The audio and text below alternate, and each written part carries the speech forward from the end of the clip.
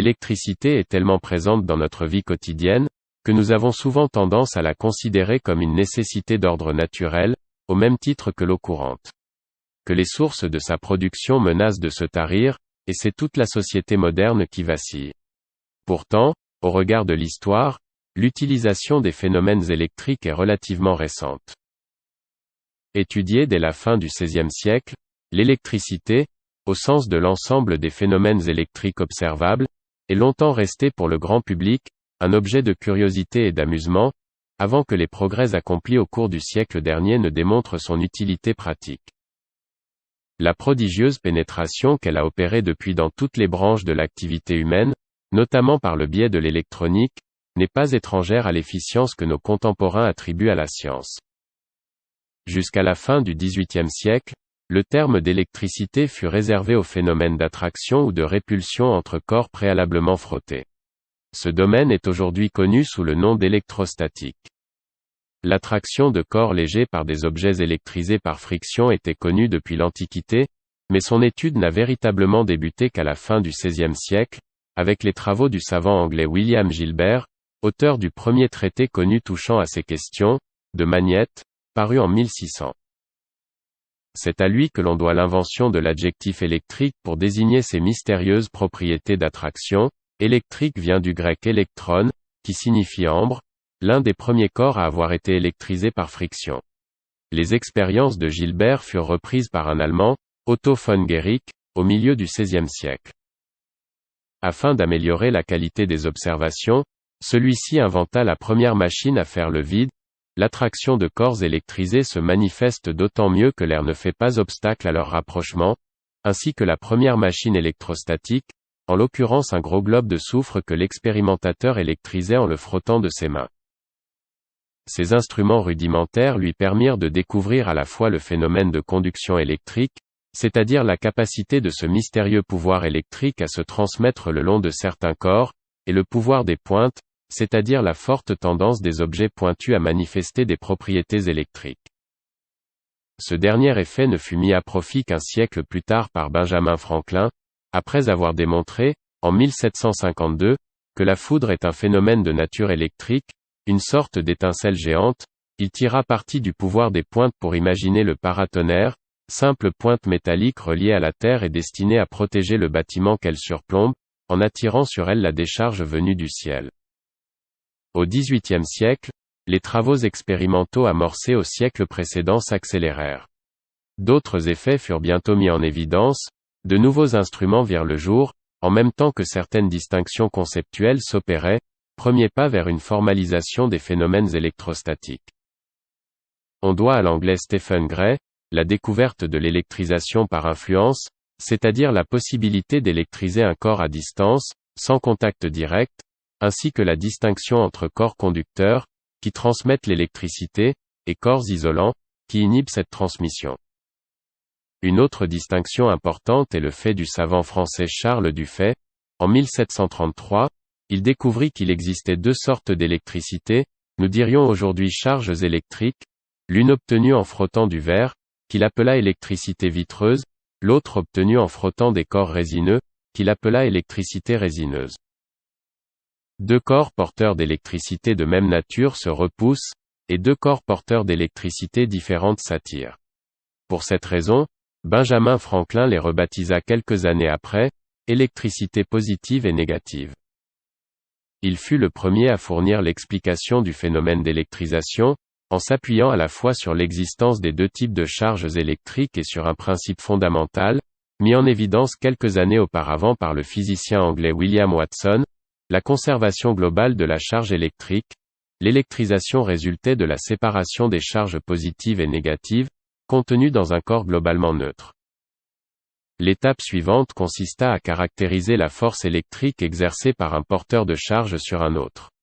Les physiciens n'eurent pas à aller chercher bien loin, ils s'inspirèrent de la loi de gravitation de Newton énoncée un siècle auparavant. Ils proposèrent ainsi une force proportionnelle à la charge électrique de chacun des porteurs en interaction, et inversement proportionnelle au carré de la distance qui les sépare. Cette loi fut vérifiée expérimentalement en 1785 par le Français Charles-Augustin de Coulomb, l'unité internationale de charge électrique porte son nom. Les dernières briques de la théorie des interactions entre charges électriques immobiles furent posées dans les années qui suivirent.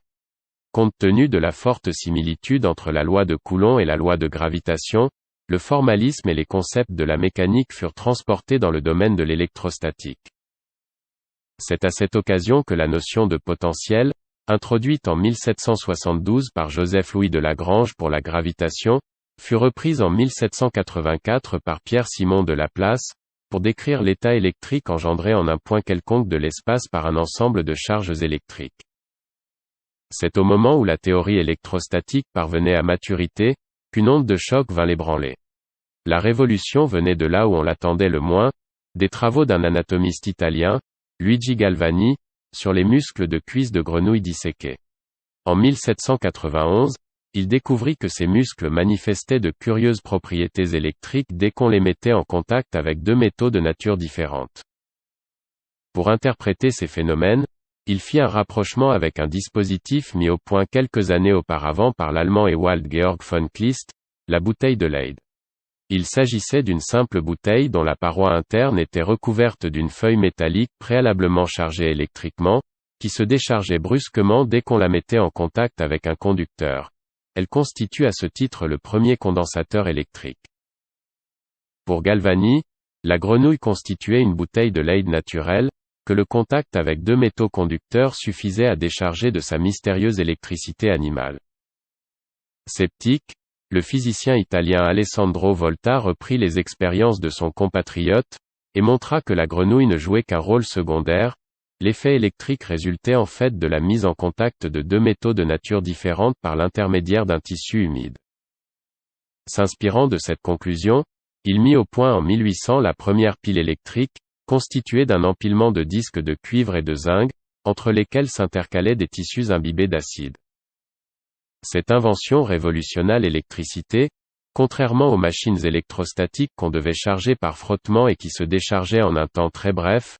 La pile de Volta produisait spontanément, par réaction chimique, une sorte de décharge continue que le physicien français, André-Marie Ampère, baptisa en 1820, de courant électrique.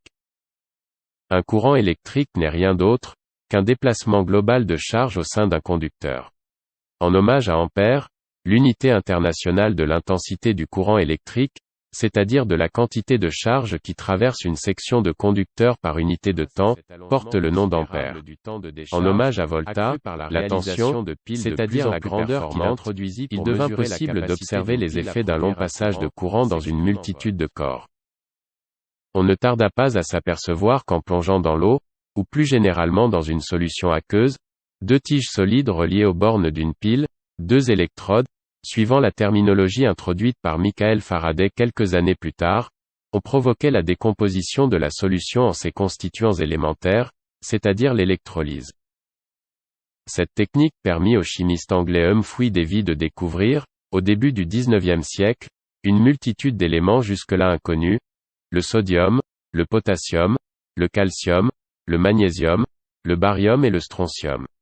En substituant à la solution aqueuse un gaz enfermé dans une enceinte en verre, on réalisa les premières décharges électriques durables, qui allaient servir de base aux premiers dispositifs d'éclairage urbain dans la seconde moitié du XIXe siècle. Enfin, en 1841, l'anglais James Prescott Joule observa que le passage d'un courant électrique dans un conducteur métallique provoquait un dégagement de chaleur. C'est l'effet Joule, vital pour les fers à repasser. Une seconde révolution prit naissance, dans le nord de l'Europe cette fois. En 1820, un professeur de physique de l'université de Copenhague, Hans Christian Ørsted, observa qu'un fil conducteur parcouru par un courant électrique déviait une aiguille aimantée placée à proximité.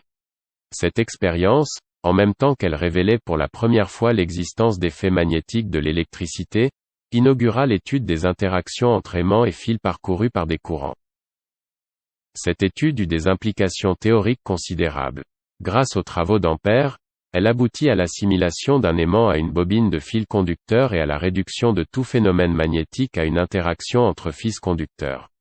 Elle montra aussi qu'un aimant pouvait déplacer un fil conducteur parcouru par un courant. Tirant parti de cet effet pour faire tourner un circuit électrique, Michael Faraday réalisa, dès 1821, ce qui peut être considéré comme l'ancêtre du moteur électrique. Il n'en resta pas là.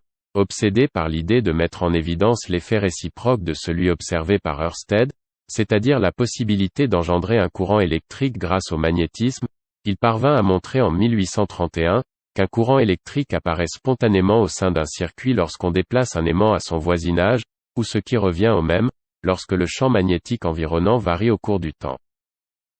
Ce phénomène, appelé induction électromagnétique, lui permit à la fois de réaliser le premier générateur, c'est-à-dire la première source de courant ne fonctionnant pas à partir d'une réaction chimique mais provenant d'un mouvement mécanique, et de concevoir le premier transformateur, capable d'accroître ou de diminuer une tension électrique. Ces trois éléments, le moteur, le générateur et le transformateur, allaient devenir les trois piliers de l'industrie électrique. La seconde moitié du XIXe siècle fut marquée par un double mouvement. Pendant que l'électricité industrielle et ses applications se développaient de façon spectaculaire, les physiciens s'attachèrent à unifier l'ensemble des phénomènes observés par leurs prédécesseurs.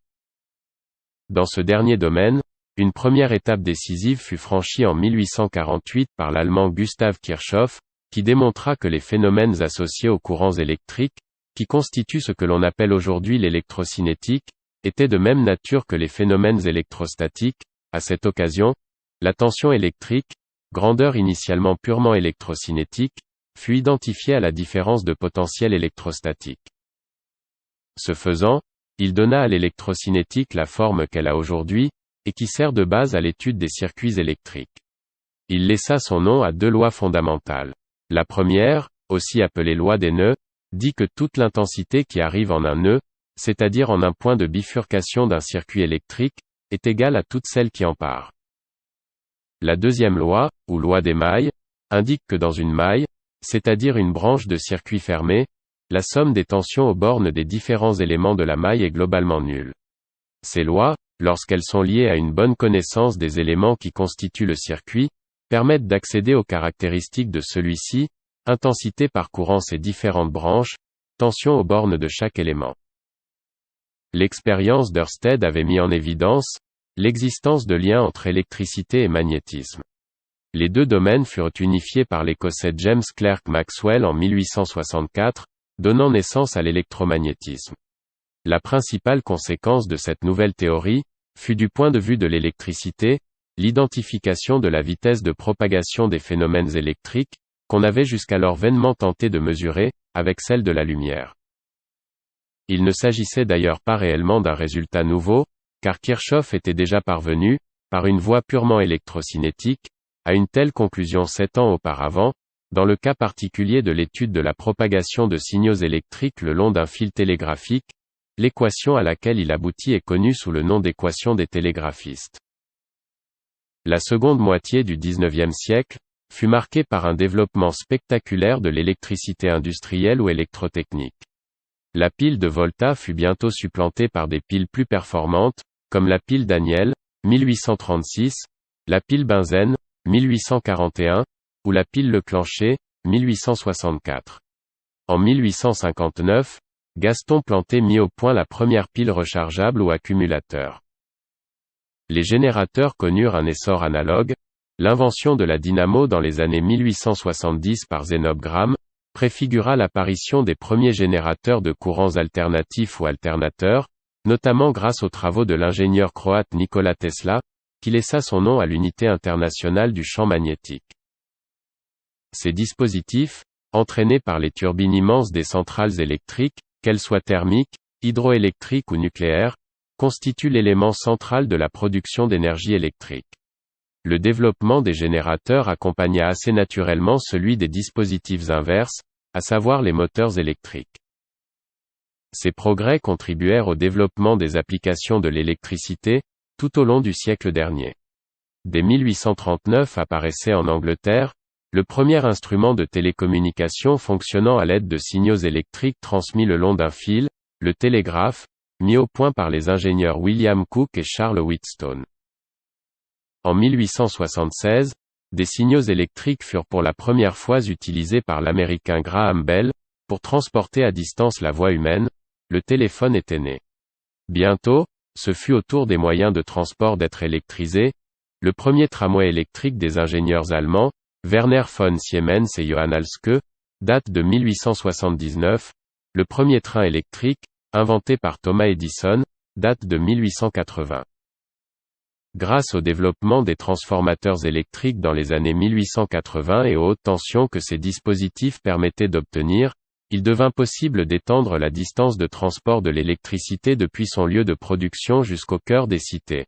Les pertes électriques causées par l'effet Joule, le long d'une ligne sont d'autant plus faibles que la tension de la ligne est élevée. La manifestation la plus frappante de cette pénétration fut certainement l'essor de l'éclairage urbain, permis par la mise au point récente par Edison d'un nouveau type de lampe, la lampe à incandescence, reposant sur l'émission d'un intense rayonnement visible par un fil de matériaux réfractaires amené à haute température par effet Joule. L'évolution rapide de l'électrotechnique au XIXe siècle prouve qu'il n'était point besoin de connaître la nature des porteurs de charge électrique pour utiliser leurs propriétés. Celle-ci ne fut élucidée qu'à la fin du XIXe siècle et au début du XXe siècle, grâce à la découverte de l'électron et de la structure atomique de la matière. De ces découvertes, il ressortit que les phénomènes électriques ne résultaient pas d'un mystérieux fluide électrique indépendant de la matière, qu'on avait vainement tenté de caractériser des siècles durant, mais de la structure même de la matière, intrinsèquement électrique puisque deux des trois constituants élémentaires de l'atome, l'électron et le proton, sont porteurs d'une charge électrique. Bien plus, il s'avéra que ce caractère électrique explique aussi bien la cohésion de l'atome, celle de la molécule et celle du solide. Quant au courant électrique, sa nature dépend avant tout de l'état physique considéré. Dans un solide métallique, il résulte uniquement du déplacement des électrons les moins liés à la structure cristalline, ou électrons de conduction. Dans un semi-conducteur, les choses sont un peu plus compliquées, voire semi-conductivité. Une zone d'un solide ne peut donc apparaître chargée positivement que par déficit d'électrons.